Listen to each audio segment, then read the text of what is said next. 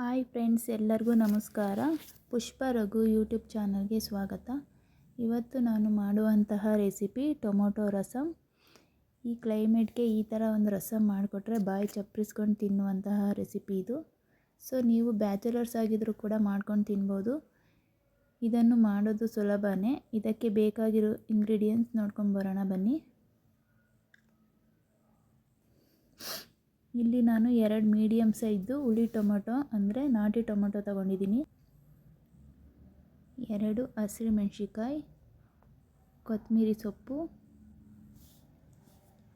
ಚಿಕ್ಕ ಗೋಲಿ ಗಾತ್ರದ ಹುಣಸೆಹಣ್ಣು, 2 ಮೀಡಿಯಮ್ ಸೈಜ್ ಈರುಳ್ಳಿ ತಗೊಂಡಿದ್ದೀನಿ, ಅರ್ಧ ಟೇಬಲ್ ಸ್ಪೂನ್ ಜೀರಿಗೆ, ಅರ್ಧ ಟೇಬಲ್ ಸ್ಪೂನ್ ಕಾಳುಮೆಣಸು ಮತ್ತು ಒಂದು 6ರಿಂದ 7 ಪೀಸು ಬೆಳ್ಳುಳ್ಳಿ ತಗೊಂಡಿದ್ದೀನಿ. ಹಾಗೆ ಇಲ್ಲಿ ಸ್ವಲ್ಪ ಅರಿಶಿನ, ಅರ್ಧ ಚಮಚ ಖಾರದ ಪುಡಿ,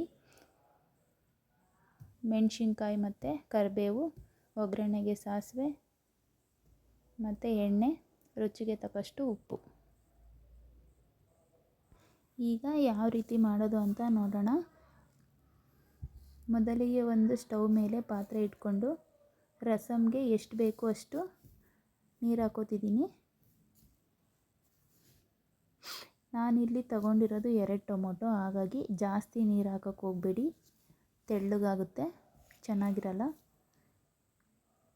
ಮೊದಲು ಸ್ವಲ್ಪ ಹಾಕ್ಕೊಂಡು ಆಮೇಲೆ ಜಾಸ್ತಿ ಬೇಕಂದರೆ ಹಾಕ್ಕೊಳ್ಳೋಣ. ಇದಕ್ಕೆ ಅರಿಶಿಣದ ಪುಡಿ ಮತ್ತು ಖಾರದ ಪುಡಿ ಮತ್ತು ಟೊಮೊಟೊ, ಈರುಳ್ಳಿ ಏನು ತೋರಿಸಿದ್ದೆ ಅದೆಲ್ಲ ಹಾಕ್ಕೊಳ್ಳೋಣ. ಇದನ್ನು ನೀವು ಕುಕ್ಕರಲ್ಲಿ ಕೂಡ ಹಾಕಿ 1 ವಿಷಲ್ ಕೂಗಿಸ್ಕೋಬೋದು. ನಾನು ಪಾತ್ರೆನಲ್ಲೇ ಒಂದು 10 ನಿಮಿಷ ಬೇಯಿಸ್ಕೊಳ್ತೀನಿ.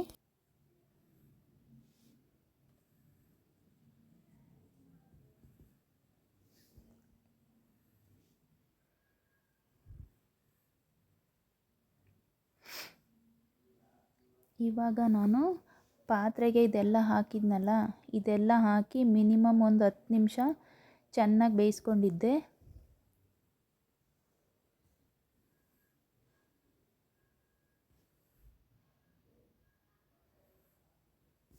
ನೋಡಿ, ಒಂದು 10 ನಿಮಿಷ ಮಿಕ್ಸ್ ಮಾಡಿಕೊಂಡು ಒಂದು 10 ನಿಮಿಷ ಚೆನ್ನಾಗಿ ಬೇಯಿಸ್ಕೊಳ್ಳಿ.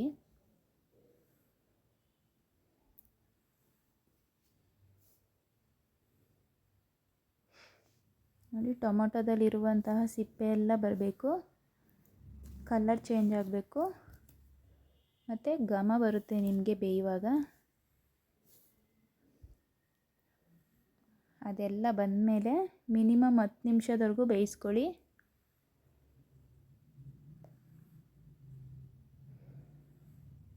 ನೋಡಿ, ಇವಾಗ ಇದು ಬೆಂದಾಗಿದೆ. ಈಗ ಇದನ್ನು ನಾನು ಒಂದು ಪ್ಲೇಟ್ಗೆ ಎತ್ತಿಟ್ಕೊಂಡು ತಣ್ಣಗಾಗೋಕ್ಕೆ ಬಿಡ್ತೀನಿ.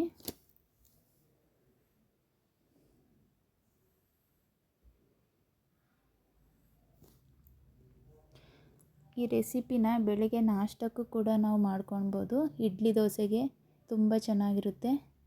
ರೈಸ್ಗೆ ಅಂತಲ್ಲ, ಇಡ್ಲಿ ದೋಸೆಗೂ ತುಂಬ ಚೆನ್ನಾಗಿರುತ್ತೆ. ಅದರಲ್ಲೂ ಹುಷಾರಿಲ್ಲದೆ ಇರೋ ಟೈಮಲ್ಲಿ ಖಾರವಾಗಿ ಹುಳಿಯಾಗಿ ತುಂಬಾ ಚೆನ್ನಾಗಿರುತ್ತೆ. ನೀವು ಒಂದು ಸಲ ಟ್ರೈ ಮಾಡಿ, ಮತ್ತೆ ಮತ್ತೆ ಮಾಡ್ತಾನೇ ಇರ್ತೀರ.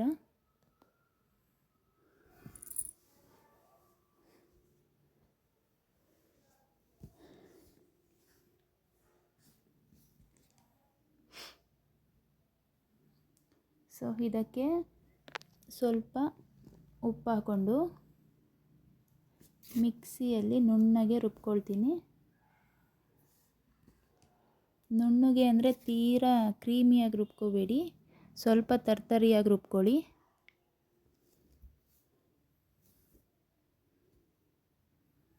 ನೋಡಿ, ಇದಕ್ಕೆ ಸ್ವಲ್ಪ ಉಪ್ಪನ್ನು ಸೇರಿಸ್ತಾ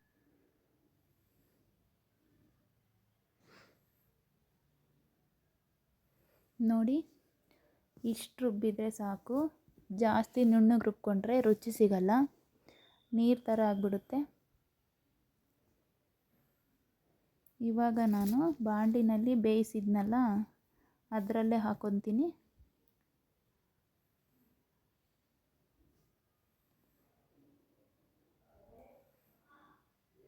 ಹಾಕ್ಕೊಂಡು ಇದಕ್ಕೆ ಎಷ್ಟು ಬೇಕೋ ಅಷ್ಟು ನೀರು ಹಾಕ್ಕೊಳ್ತೀನಿ.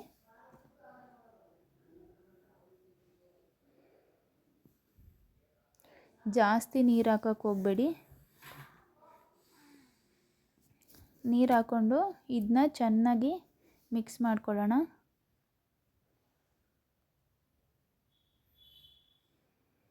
ಉಪ್ಪು ಖಾರ ಚೆಕ್ ಮಾಡ್ಕೊಳ್ಳಿ, ಯಾಕಂದರೆ ಹುಣಸೆಹಣ್ಣು, ಖಾರದ ಪುಡಿ ಇಲ್ಲ ಅಂದರೆ ನೀವು ರಸಮ್ ಪೌಡ್ರು ಕೂಡ ಹಾಕೊಬೋದು. ಇವಾಗ ಅದನ್ನು ಪಕ್ಕಕ್ಕೆ ಇಟ್ಕೊಂಡು ಹಾಗೆ ಒಗ್ಗರಣೆ ಹಾಕ್ಕೊತೀನಿ. 2 ಟೀ ಸ್ಪೂನಷ್ಟು ಎಣ್ಣೆ ಹಾಕ್ಕೊಂಡಿದ್ದೀನಿ. ಎಣ್ಣೆ ಬಿಸಿ ಆದಮೇಲೆ ಸಾಸಿವೆ, ಒಣಗಿದ ಮೆಣಸಿಕಾಯಿ, ಕರಿಬೇವು ಹಾಕ್ಕೊತೀನಿ.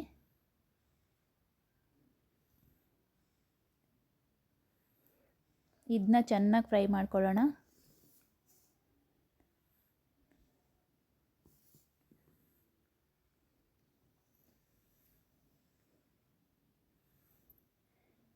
ಇವಾಗ ನಾನು ಡೈರೆಕ್ಟಾಗಿ ಒಗ್ಗರಣೆ ಕೂಡ ಅದಕ್ಕೆ ಹಾಕೋತೀನಿ. ಹಾಕಿದ ಮೇಲೆ ಚೆನ್ನಾಗಿ ಮಿಕ್ಸ್ ಮಾಡ್ಕೊತೀನಿ. ನಿಮ್ಮ ಮನೇಲಿ ಏನಾದರೂ ಚಿಕ್ಕ ಮಕ್ಕಳಿದ್ರೆ ವೀಕ್ಲಿ 2 ಟೈಮ್ಸು ಇದನ್ನ ಮಾಡಿಕೊಡಿ, ಚೆನ್ನಾಗಿ ಹೊಟ್ಟೆ ಹಸಿವಾಗುತ್ತೆ. ಇದನ್ನು ಚೆನ್ನಾಗಿ ಕುದಿಯೋಕೆ ಬಿಡ್ತೀನಿ. ಚೆನ್ನಾಗಿ ಕುದಿ ಬರಬೇಕು, ಘಮ ಬರುತ್ತೆ.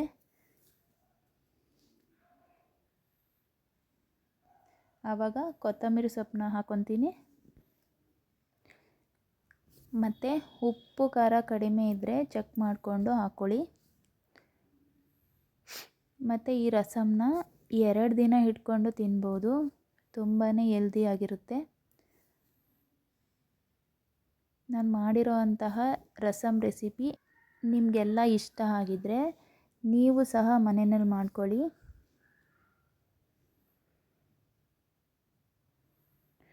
ಹಾಗೆ ನನ್ನ ಚಾನಲ್ ಯಾರ್ಯಾರು ನೋಡ್ತಾ ಇದ್ದೀರಾ ಪ್ಲೀಸ್ ಸಬ್ಸ್ಕ್ರೈಬ್ ಮಾಡ್ಕೊಳ್ಳಿ, ಲೈಕ್ ಮಾಡಿ, ಹಾಗೆ ಶೇರ್ ಮಾಡಿ.